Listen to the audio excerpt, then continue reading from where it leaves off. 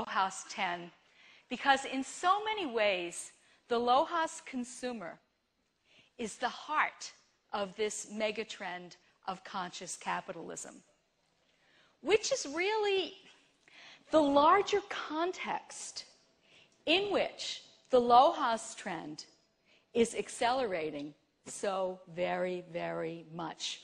I'm going to reiterate a lot of the themes that have been coming up today, and one of them, of course, is this notion of the mainstream, this notion of the LOHAS ethos migrating to the mainstream. Very, very important, I think, in a lot of ways.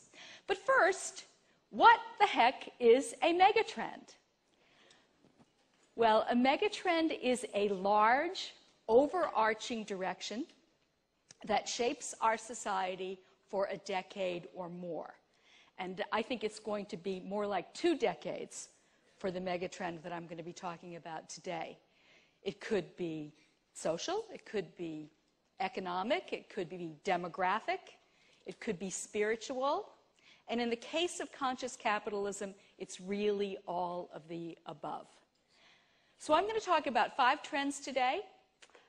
They are conscious capitalism itself, the power of spirituality and the way in which it is shifting from the personal to the organizational, the values-driven consumer, that's the 3rd one, which of course has a huge overlap with LOHAS. 4 is about the new wave of conscious business solutions that are coming on the scene. And finally, I will talk about socially responsible investing. That's the 5th trend, or as it is affectionately called, SRI. But conscious capitalism is more than these 5 individual trends. There are actually 7 that I talk about in the book, but for time purposes, I'm limiting myself to 5. Because there are so many powerful synergies at work here. The LOHAS consumer fuels the socially responsible investing trend, and vice versa.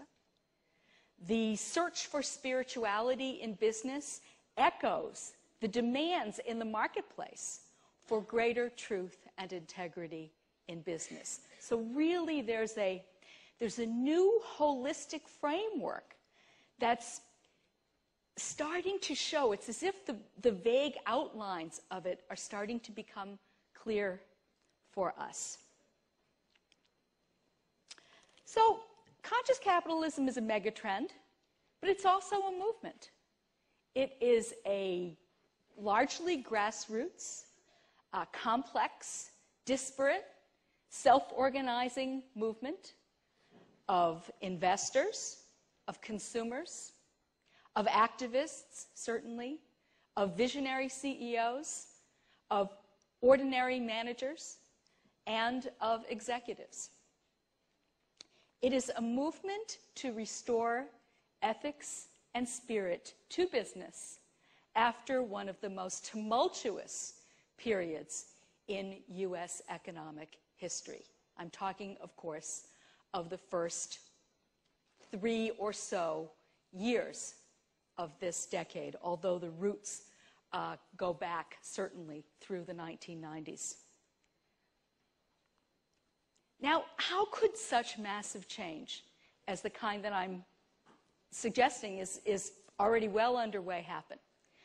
Back in the book Reinventing the Corporation, which was published in 1985, my God, I was 15 years old at the time. It's amazing. In that book, John Nesbitt and I proposed a very, very simple formula about social transformation, which said that social change usually happens when there is a convergence of new values,